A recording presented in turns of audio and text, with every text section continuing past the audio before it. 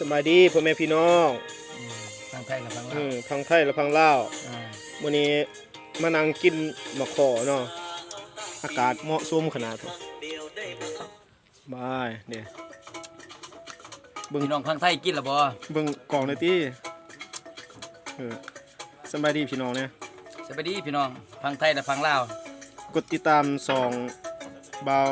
สีอภัยลาวันทองเด้อพาเบิ่งเด้ออยู่อาจารย์อยู่ๆนำกันเด้อโอ้กินเป็นตะแสบเว้ยรีติบ่ะอันนี้ของโฆษณามาใส่ในกระเบื้องนี่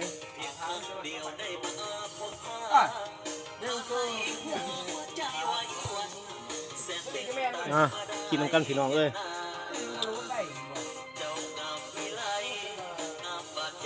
เดี๋ยวขออยู่ข้างเพื่อนนี่ดอกเลยไปหาไก่กับมอนึง